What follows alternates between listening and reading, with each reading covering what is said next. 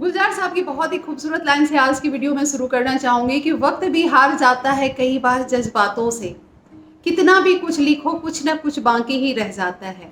और यही हाल उन शख्सियत के बारे में मैं कहूँगी जिनके बारे में मैं जानने की जितनी कोशिश करती हूँ, हर बार लगता है कि बहुत कम जानती हूँ। कुछ ना कुछ कमी रह जाती है, कुछ ना कुछ जानने को बचा ही रह जाता है। और उसी जानकारी की जो लालसा हमें जानकारी इकट्ठा करने की जो लालसा थी, उसमें जो मैंने इकट्ठा किया वो मैं आज आपके लिए लेकर के आई हूँ। आई होप कि आप मेरे वीडियो के लास्ट तक बने रहेंगे। अगर आपने मेरे चैनल को सब्सक्राइब नहीं किया तो प्लीज़ उसे कर लीजिएगा और वीडियो के लास्ट तक बने रहिएगा।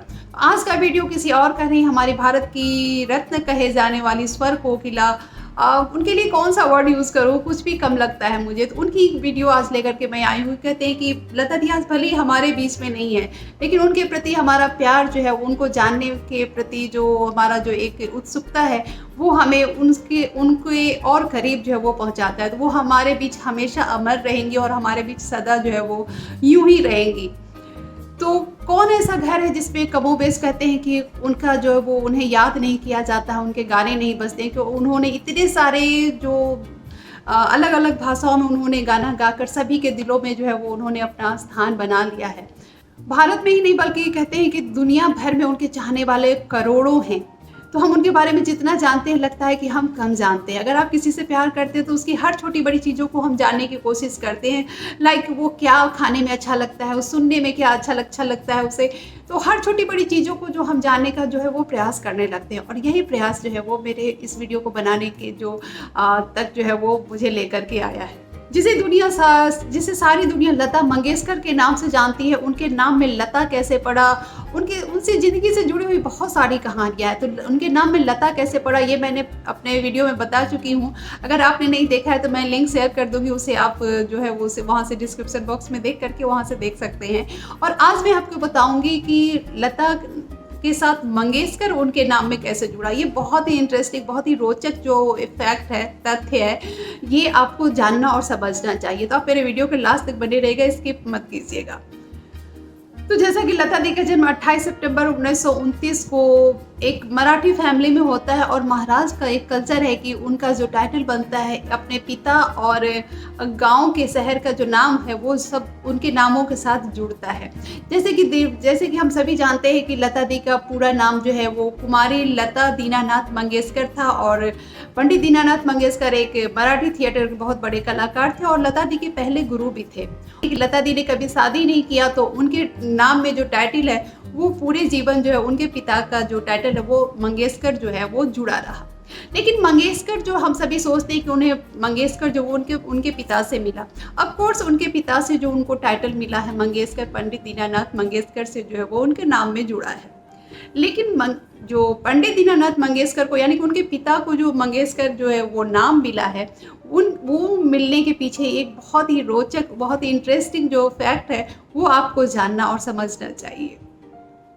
महाराष्ट्र में जगहों के नाम पर टाइटल जुड़े होते हैं, जगहों के नाम से जो है वो टाइटल जुड़ते हैं और नाम में पिता का नाम भी जुड़ता है। जैसे कि सचिन रमेश तेंदुलकर, उनके पिता का नाम रमेश तेंदुलकर था, तो उनके पिता के नाम के साथ जो है वो उनका पूरा नाम जो है वो लिखा जाता है। और कहा जाता है कि अगर उन गाँव के नाम में कर जोड़ करके जो है वो टाइटल बनता है, तो उसी तरह से जो मंगेशकर नाम है वो भी जुड़ा है। मीडिया और सोशल साइट के अनुसार अगर मैं कहूँ तो पंडित दीनानाथ मंगेशकर की माँ जो यशुबाई थी वो मंगेशी गांव की थी। तो पंडित दीनानाथ मंगेशकर का जो जन्म हुआ था वो गोवा के मंगेशी गांव में होता है।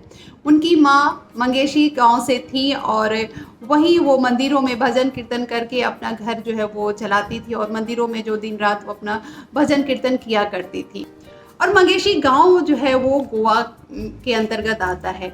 और मंगेशी गांव का नाम कैसे पड़ा वो भी मैं आपको जानकारी दे दूं। मंगेशी गांव जो है वो एक मंदिर के नाम से पड़ता है। मंगेशी 1560 में एक मंदिर बनाया जाता है मंगेशी नाम से।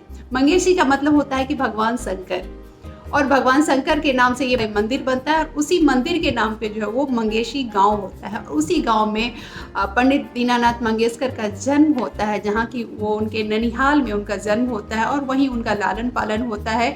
और वहीं मंगेशी में कर जोकर मंगेशकर जो है वो बनता है और पंडित दीनानाथ मंगेशकर जो है वो बन जाते हैं।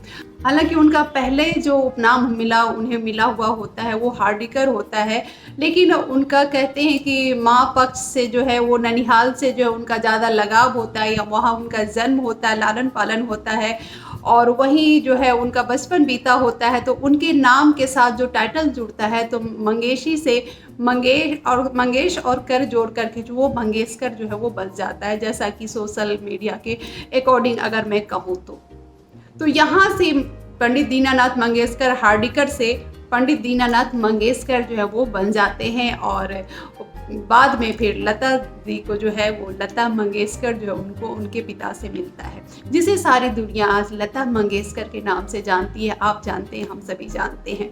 तो बहुत सारी गहरी बातें होती हैं जो हम नहीं पहुंच पाते हैं वहां तक, लेकिन जब आप किसी चीज़ को जानने का प्रयास करते हैं, आपकी जो चाहत है, आपका जो प्यार जब उनके प्रति श्रद्धा से भर जाता है, तो हम उसकी छोटी छोटी बातों को जानने का प्रयास करते हैं। और यही प्रयास जो है मुझे आपके लिए जो है वो जानकारी ढूंढ के लाने में जो है वो एक एनर्जी देता है, उत्साहित करता है।